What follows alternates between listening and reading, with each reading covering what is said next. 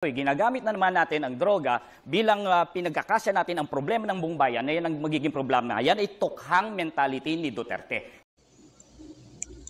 Hello, what's up guys? Luzon, Visayas at Mindanao. Magandang araw po. Welcome po muli kayo sa aking YouTube channel, Kabayan Sam TV. Ngayon po mga kababayan ay gusto ko lang i-share sa inyo. Ito po yung tungkol po sa naging debate noong kagabi sa mga senatorial candidate. Ako po, napakaganda po ng laban. Pero sa lahat po mga kabayan na pinanood ko ay ito lang ang pinagka-interesan ko, itong debate nila Vic Rodriguez at saka itong si Espiritu. Ako po, napakaganda po ng kanilang laban dito.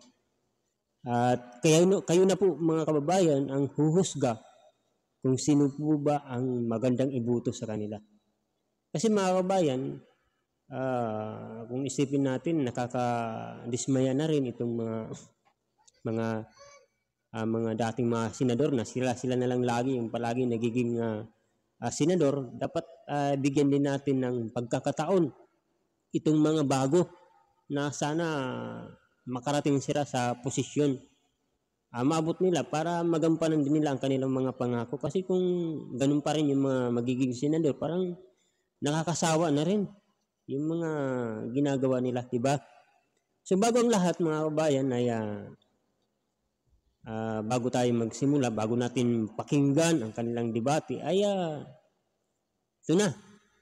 Kailangan muna natin na i-like ang video at paki-subscribe, paki-pindot na rin po ang notification bell para update kayo sa mga bago kong i-upload na video. Alam niyo po mga kabayan, itong channel ko po ay bago lang to. Ay nagko-comment lang ako dito kung ano man ang aking mapanood.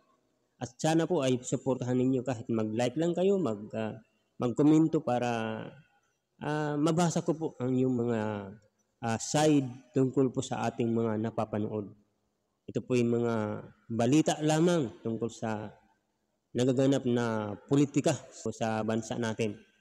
So ito na, panoorin na po natin mga kabayan itong debate nila ni Vic Rodriguez at saka itong si Espiritu. Dalawang abogado naman ang magtatapatan, sina Attorney Vic Rodriguez at Attorney Luke Espiritu. Ako po ay sang-ayon na sa mandatory drug testing sa lahat ng elected and appointive officials sa gobyerno bilang pagtugon sa Article 11, Section 1 of our Constitution that public office is a public trust at dapat lahat ay may accountable sa ating mamamayang Pilipino. Kulang pa po yung oras nyo, baka may gusto pa ho kayong sabihin. At yun nga po aking isinususog din yung Dangerous Drugs Board Resolution number 13 series of 2018 na nagpapahintulot na i-undergo sa drug test ang mga elected officials. Okay, pakinggan po naman natin ang posisyon ni Attorney Luke Espiritu. Ang pagsugpo sa droga, hindi yan magic formula para sulbahin ang lahat ng kabulukan sa gobyerno. And dyan na naman tayo. Ginagamit na naman natin ang droga bilang pinagkakasya natin ang problema ng buong bayan na yan ang magiging problema. Yan ay tukhang mentality ni Duterte. Kaya yan lumalabas dahil aminin na natin, nagbabanggaan si Marcos at si Duterte, at si Duterte pinaparatangan niya si Marcos na bangag. Kaya meron tayong mga mandatory drug testing na ganyan. Sawang-sawa na ang taong bayan sa bangayan ng Marcos at Duterte. Pag-usapan niyo yung tunay na issue sa kahirapan, hindi yung mga droga-droga na yan. May sagot ho ba kayo doon? Kinakailangan malinaw sa atin. Bakit ang mga security guard bago ma-hire sa trabaho kinakailangan sumailalim sa drug testing? Ang pagiging opisyal ng gobyerno, ikaw ay humihipo ng pera ng mamamayang Pilipino. Higit na mataas dapat ang standard natin sa mga naglilingkod sa gobyerno. Attorney Espiritu. Bakit hindi tayo magkaroon ng competency test, integrity test, honesty test, at mahigit sa lahat, pro-masa test? Dahil yun ang mas importanteng mga issue sa ating bansa. Yan ba yung bangayan ni Marcos at ni Duterte? Yan ba may kinalaman yan sa sahod na hindi nakabubuhay ngayon? Yan ba may kinalaman sa kontraktualisasyon na nagpapahirap sa ating mga manggagawa? Yan ba may kinalaman sa kahirapan? Yan ba may kinalaman sa presyo ng mga bilihin? At yan ang mga nararamdaman ng taong bayan sa ngayon, hindi yung bangayang Marcos at Duterte.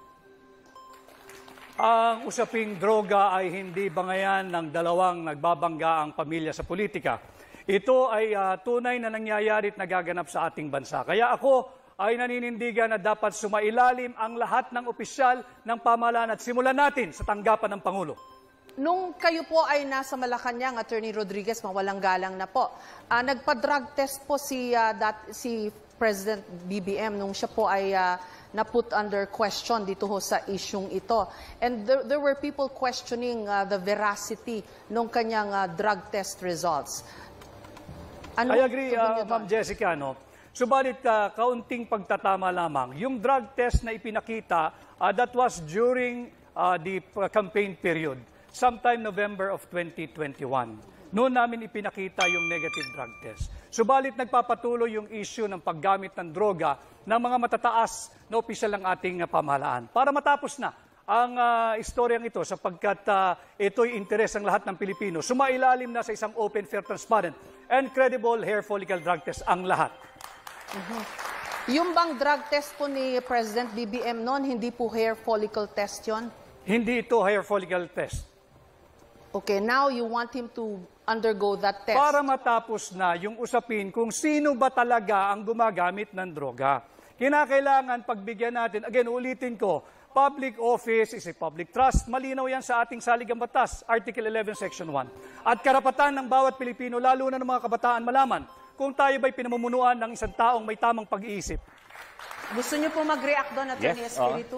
Si Attorney Vic ang proof kung bakit ang droga ay may kinalaman sa Bangayan, Marcos at Duterte. Noong panahon na siya ay pro-Marcos, siya ay drug test ang kanyang pinapanlandakan na negative si Marcos. Ngayon na siya ay pro-Duterte, gusto niya ngayon i-testing si Marcos ng hair follicle test. At gusto niya ngayon nag-drug testing. Maraming salamat po kay Attorney Rodriguez and kay Attorney Espiritu. So yung guys, ang yung mga napanood ay ito po ay talagang napanood namin na talagang napakaganda po ng laban nila, di ba? Kaya ang masasabi ko lang dito ay kayo na po ang humusga dito, kayo na po ang bahala kung ano ang yung masasabi, ano ba ang komento nyo, kanino ba kayo panig dito, sino ba ang yung ibubuto dito dahil alam naman natin, hindi ko naman pwede sabihin na itong ibuto nyo na tao na to kasi bawal nga po. Kailangan kayo ang magdedesisyon. Anong komento nyo, ilagay nyo lang po sa comment section. Maraming salamat po at yun lang po mga kabayan ang share ko sa inyong balita na tungkol po sa debate sa senatorial candidate na talagang ito lang po ang aking pinagka-interesan na nagdebate. Yun na. Maraming salamat po sa inyong panonood. Magkita-kita po muli tayo sa susunod na mga video.